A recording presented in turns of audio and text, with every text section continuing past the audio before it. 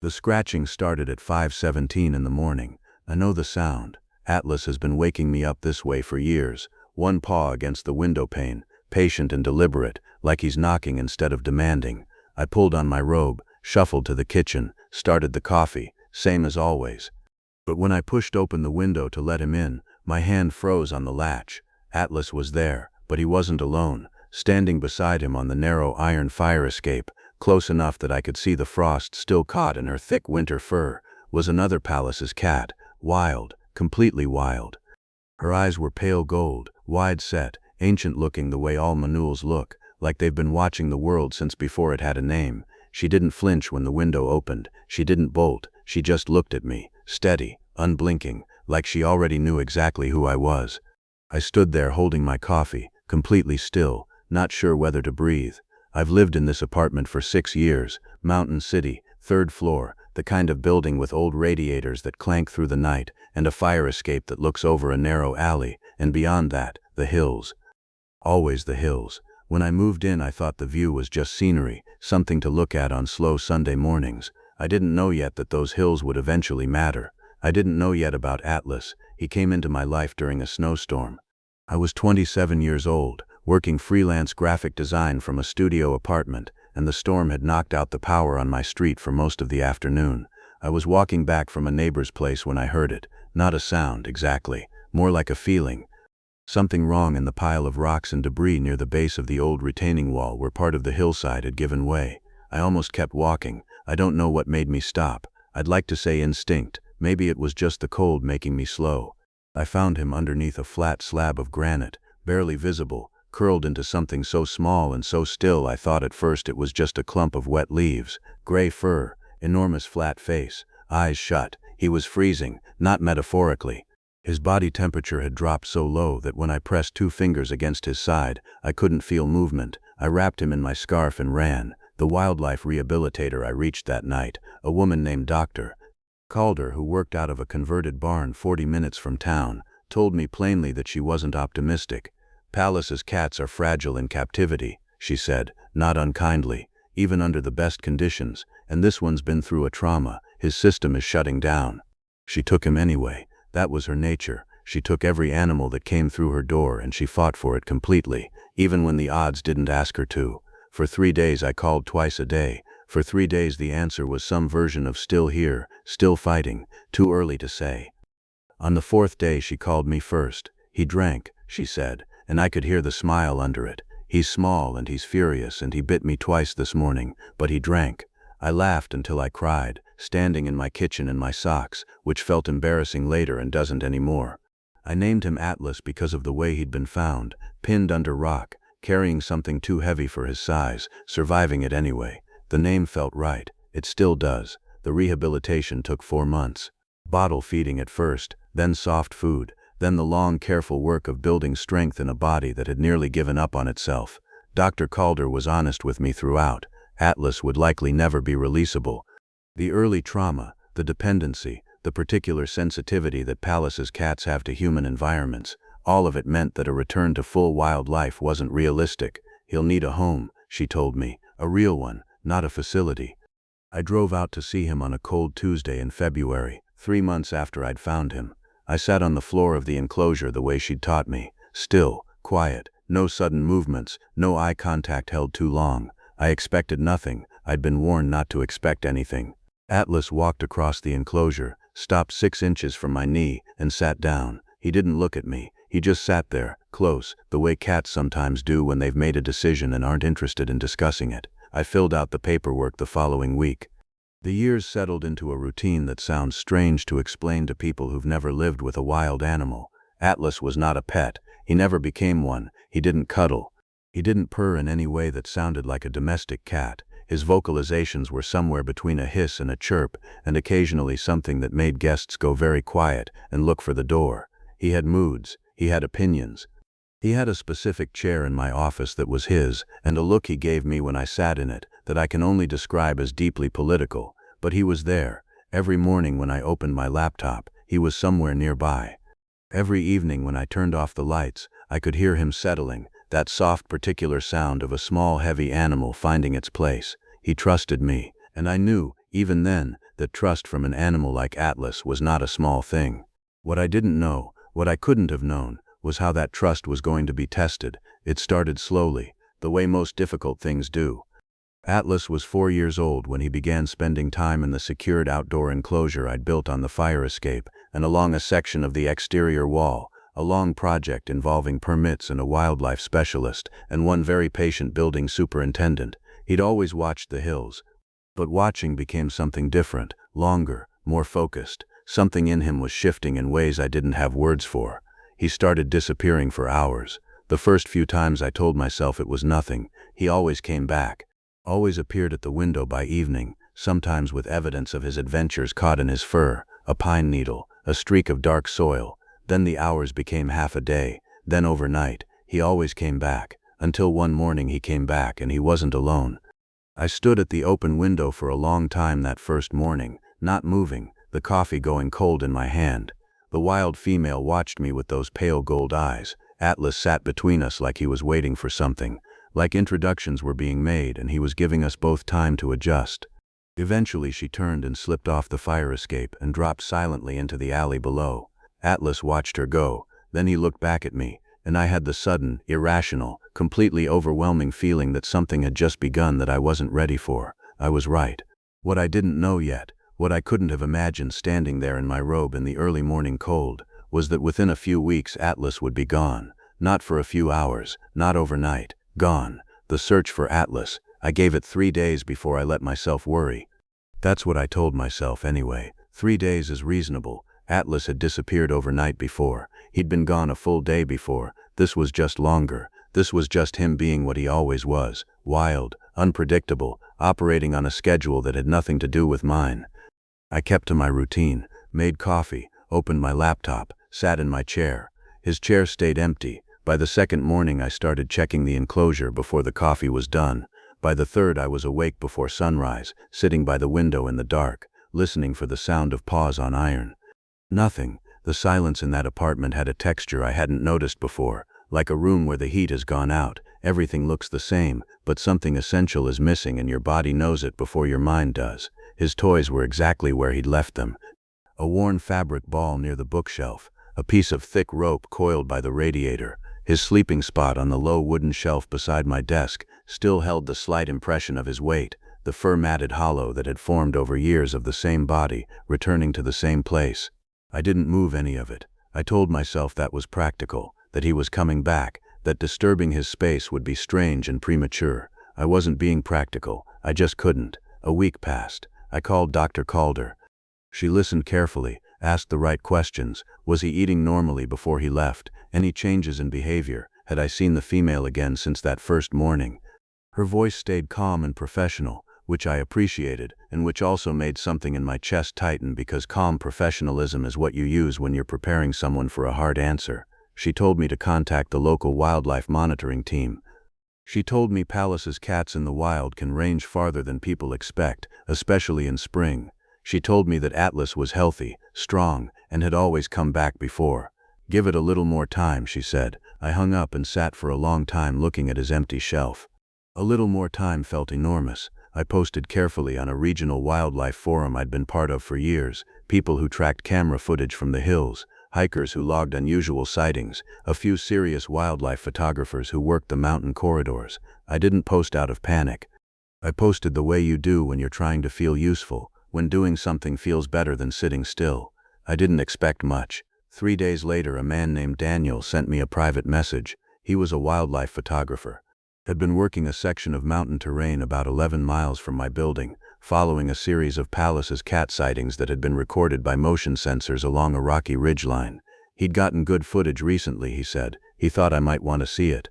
He attached 3 photographs. I opened them at my kitchen table at 7 in the morning, still in my robe, coffee untouched.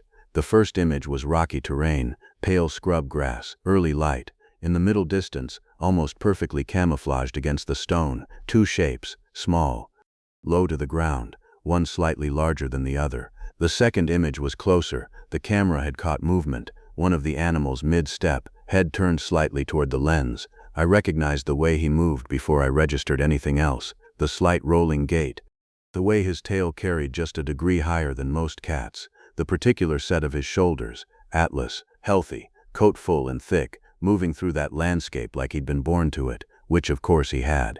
I sat with that photograph for a long time. I was relieved.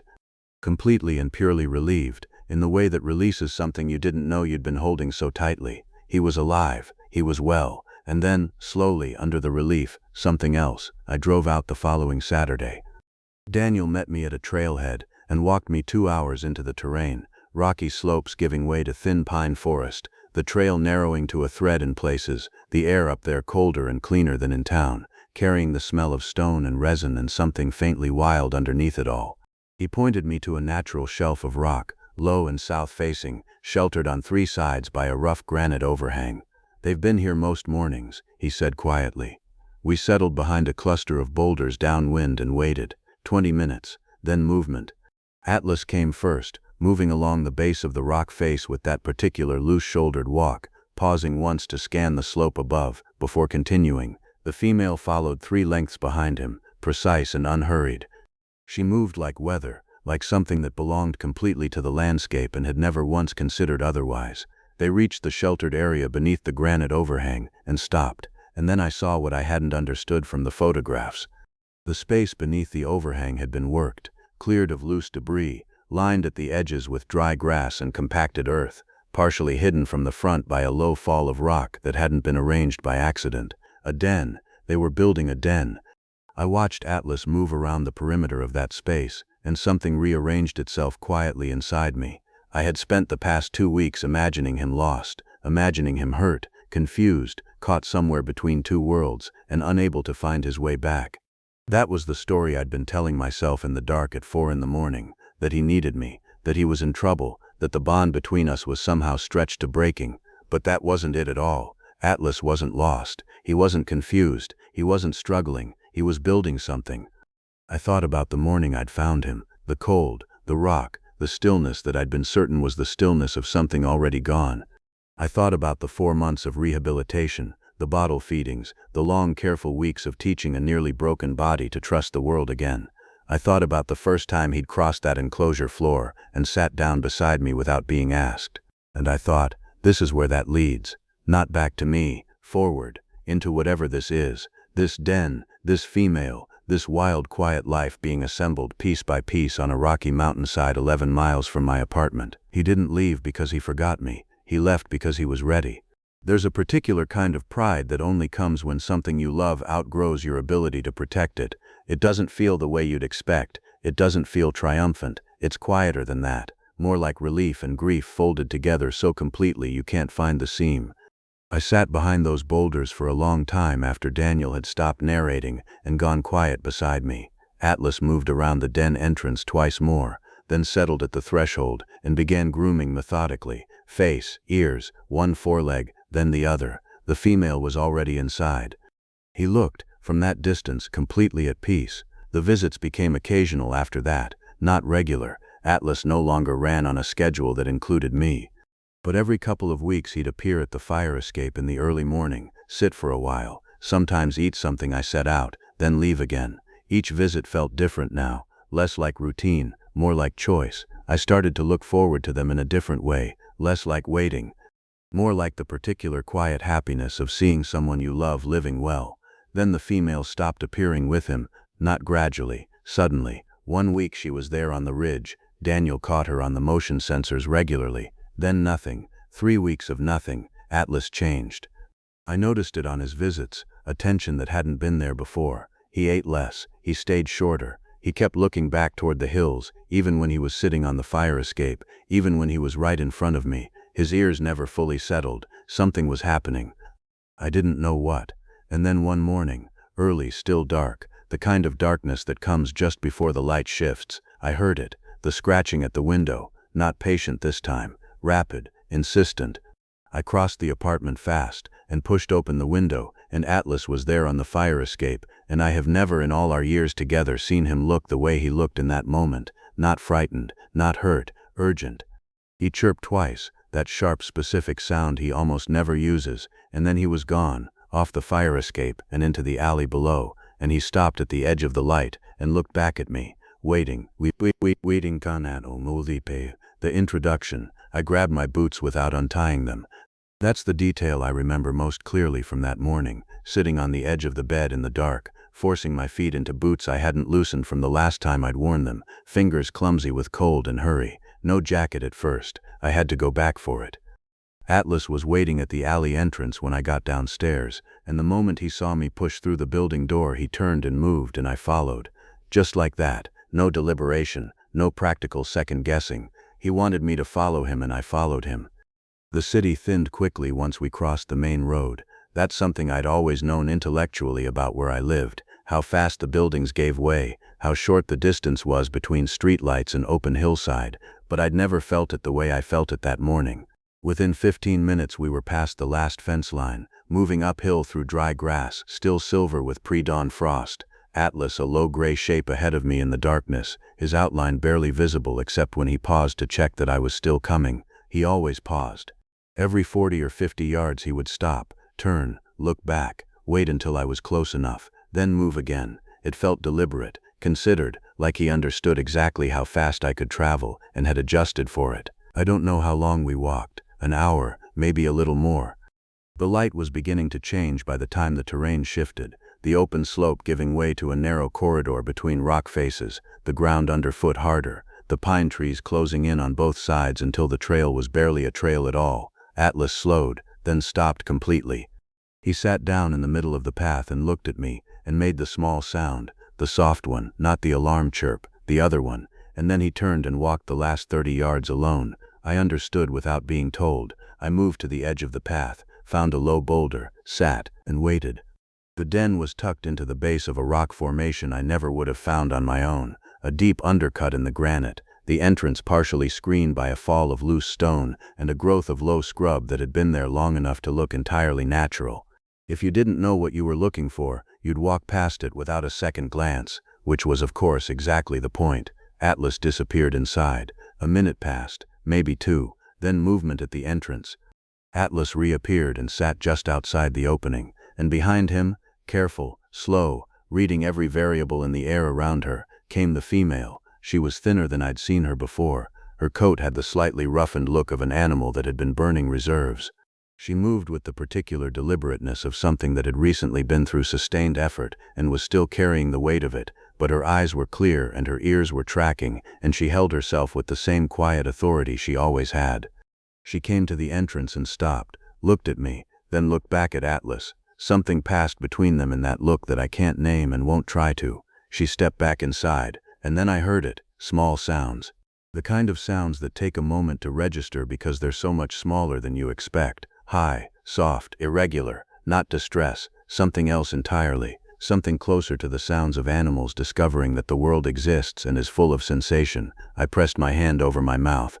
Inside that den, in the dark beneath the granite, tucked into the dry grass and the carefully compacted earth that Atlas and the female had spent weeks preparing, there were kittens. I couldn't see them clearly from where I sat.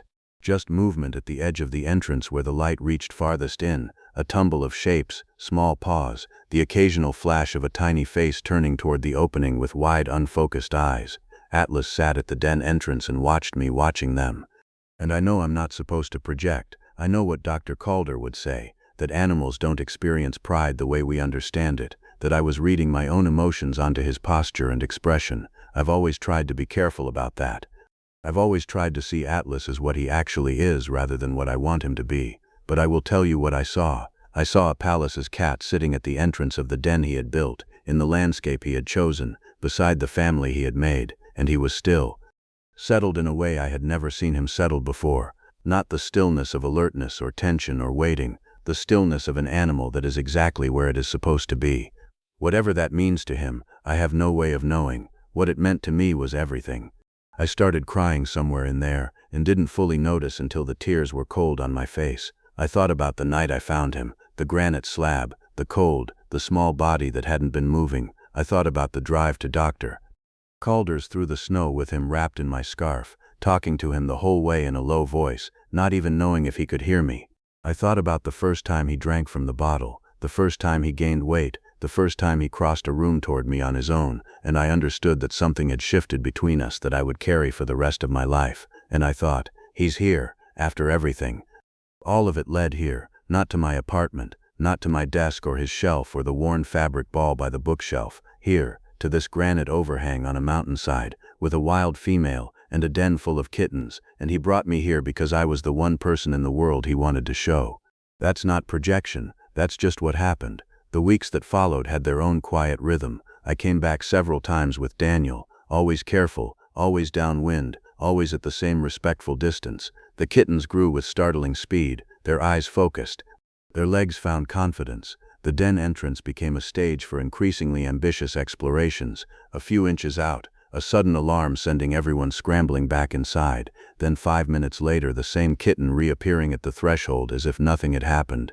Atlas was a constant presence, patient in a way I hadn't expected, herding the kittens gently back when they wandered too far, sitting watch on a high rock above the den while the female rested, occasionally bringing food and dropping it at the entrance with the particular efficiency of an animal that understands exactly what it's doing.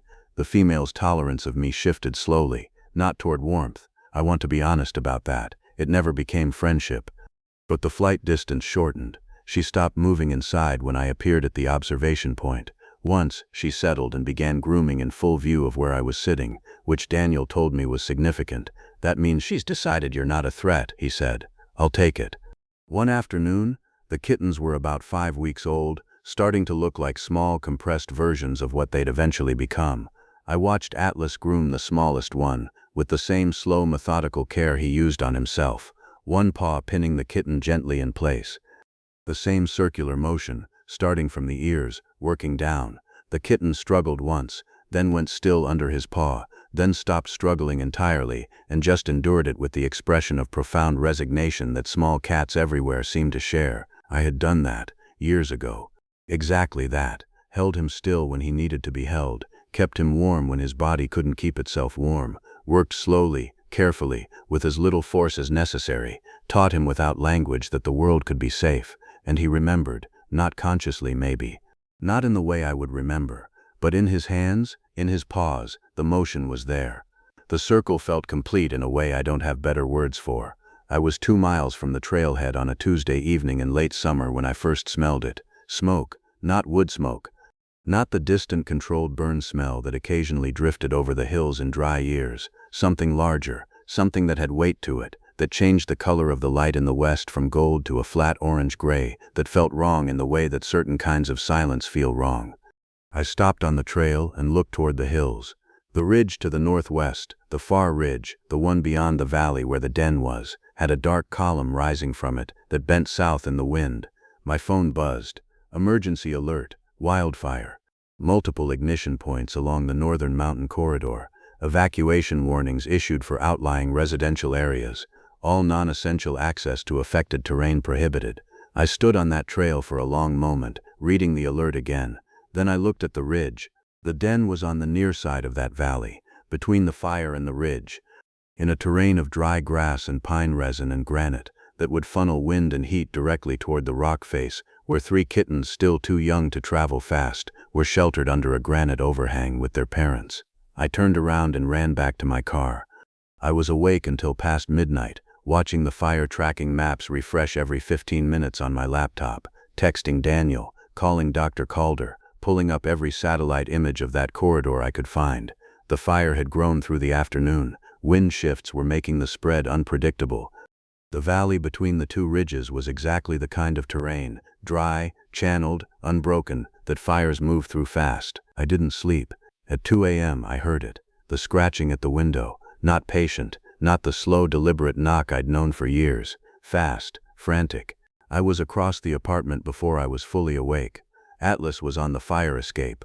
He was covered in ash, a gray-white coating woven across his thick fur that made him look faded, like a photograph left too long in the light. His eyes were fully dilated. He was panting slightly, which I had almost never seen him do. He looked at me, then he looked toward the hills, then back at me. The ash on his fur was still warm, full circle. I called Daniel before I was fully dressed. He picked up on the second ring, which told me he hadn't been sleeping either. I described what I was looking at. Atlas on the fire escape, the ash, the behavior, and there was a pause on the line that lasted just long enough to mean something. I'll make some calls, he said. Don't go up there alone.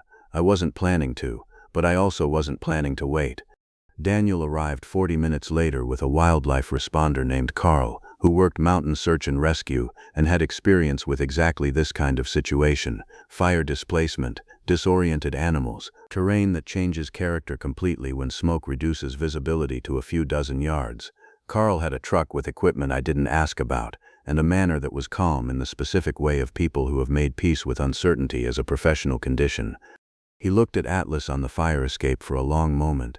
"He came to you," he said. "Yes, and he wants to go back."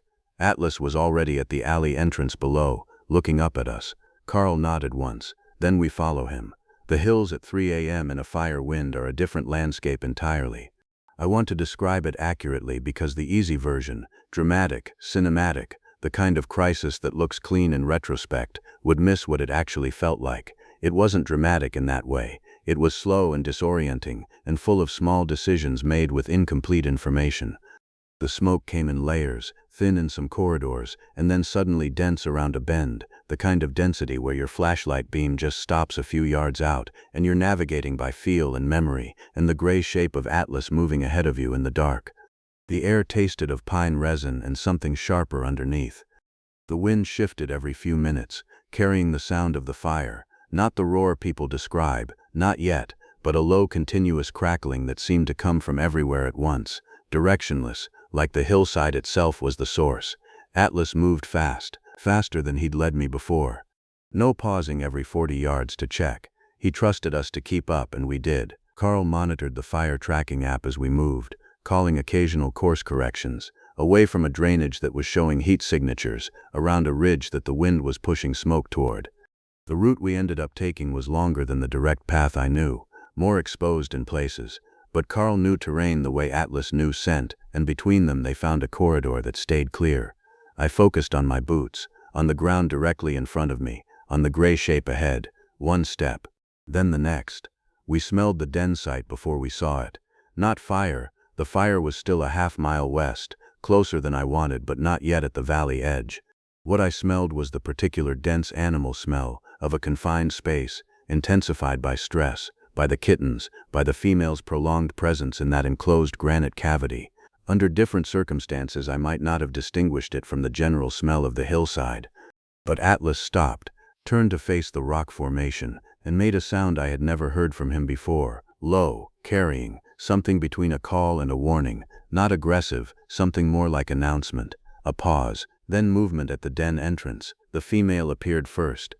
She was pressed low, moving in the flattened posture of an animal in high alert, ears rotating continuously. She came to the entrance and stopped, and looked past Atlas directly at Carl and me, with an assessment that lasted perhaps 3 seconds, and felt much longer. Then she looked at Atlas. He held his position, steady, not moving toward her, not moving away. She turned and went back inside. Carl exhaled slowly beside me. "She's going to move them," he said quietly. "She's deciding whether to trust the exit route." "How long will that take?" He shook his head. "As long as it takes." We waited. The fire sound grew slightly during that waiting. The wind shifted once, pushing a thicker band of smoke across the valley, and for about 90 seconds the visibility dropped to almost nothing, and I stood completely still and listened to the crackling moving through the pine canopy somewhere to the west, and tried to breathe slowly. Then the wind shifted back. Atlas hadn't moved. He sat at his position between the den and us, and I watched him and thought about all the things I didn't know on the night I found him under that rock, that he would live, that he would grow, that he would become whatever this was. This animal sitting in the smoke-hazed dark, acting as bridge between his wild family and the 2 humans he'd decided to trust with their lives. I had saved him once. I hadn't known, doing it, that I was also saving this. The female emerged carrying the first kitten. She moved fast and low, the kitten hanging from her mouth by the scruff, with the boneless compliance of a very young animal, and she passed within 4 feet of where I stood without pausing, following a route along the base of the rock face that curved away from the fire corridor. Atlas fell in beside her immediately, not leading, not following, moving parallel, slightly upslope, scanning. She disappeared into the dark. Atlas came back, then the second kitten, then the third, each one the same, fast, efficient, no wasted motion. The female moved like she had already mapped the route completely, like she had spent the days before this moment planning an exit she hoped she'd never need. Carl was counting under his breath beside me. After the third kitten, he said, "That's the litter. That should be all of them." Atlas stood at the den entrance for a moment. After the female's third trip, he went inside once, briefly, a few seconds, then came back out. Then he looked at me, and I understood that we were done here, that what needed doing had been done, that the rest of this was theirs. "Okay," I said softly, to him, to Carl, to no one in particular. "Okay." We tracked the female's movement by the motion sensors Daniel had accessed remotely, watching on Carl's phone as the signal moved steadily northeast along the corridor, away from the fire line. She didn't stop until she was well past the ridge. All 3 kittens made it. Carl confirmed it the following morning, with daylight camera footage from a sensor 3 miles from the original den. The female settled in a rocky hollow, the kittens piled together beside her, all of them alive and present and accounted for. Atlas was in the frame too, sitting slightly apart, facing back the way they'd come, watching. The fire burned for 11 days. It took the original den site, the granite overhang, the carefully prepared floor, the low scrub screen that had looked so permanent. When Daniel and I hiked back in 6 weeks later, the rock face was blackened and the surrounding pine stands were stripped to bare trunks, pale and skeletal against the recovering sky. But the hollow where the female had sheltered showed no fire damage. The corridor they'd used had held. I stood at the edge of where the den had been and tried to find the right feeling for it. Loss seemed too simple, so did relief. What I settled on, standing there in the smell of ash and new growth, was something more like witness. I had been present for something that didn't need me to make it mean something. It already meant what it meant. I hiked back down to my car and drove home. The months that followed were quiet in the way good things often are, unremarkable from the outside, full from the inside. The kittens grew. Daniel tracked them periodically through the winter and sent me updates that I read at my kitchen table in the early mornings with my coffee, studying the grainy motion sensor images the way you study photographs of family you don't see often enough. 3 young mannels moving through a landscape that was already beginning to recover, pale green threading up through the blackened ground cover, the first grasses returning to the open slopes, the hillside remembering itself. Atlas's visits continued. Less frequent than before the fire, but steady. He came in the early mornings, stayed an hour or 2, sometimes 8, always left on his own schedule. The female came with him occasionally. The first time she came after the fire, she stood on the fire escape for a long moment before I stepped back from the window to give her space, and she came a few inches closer than she ever had before. Not friendship, I'm still not calling it that, but something. It was a morning in early spring, the particular quality of light that belongs to that exact turning, when the warmth is new enough to still feel like a gift. When I heard it again, the scratching at the window, patient this time, the old knock. I didn't rush. I made my coffee first, carried it to the window, pushed it open. Atlas was there. Beside him, a little farther back on the fire escape, the female. Her winter coat was thinning at the edges in the way of early spring, the thick gray-brown already softening toward the leaner summer look. And ranged behind them, not neatly, not obediently, moving the way young animals move, with that constant low-level investigation of every surface and smell and shift of air, were 3 nearly grown Pallas's cats. They were extraordinary, each of them carrying some combination of their parents' features, the flat, wide faces, the pale gold eyes, the dense, expressive fur, the particular gravity that Manuels have at rest, that ancient look, that sense of something deeply considered behind the stillness. They weren't looking at me the way Atlas looked at me. They were curious, cautious, interested in the open window, and the smells coming from inside, and the general strangeness of a human standing there in a bathrobe, with a coffee cup. But they were there, all of them. I leaned against the window frame and looked at this collection of lives on my fire escape and thought about what it would have taken for any individual piece of it to have gone differently, a different route home on that snowy night 6 years ago. A moment of hesitation at the rock pile that I talked myself out of. A different decision from Dr. Calder about a kitten whose odds she didn't like. Atlas looked at me the way he has always looked at me, direct, unhurried, the look of an animal that made its decision about you long ago and has no interest in revisiting it.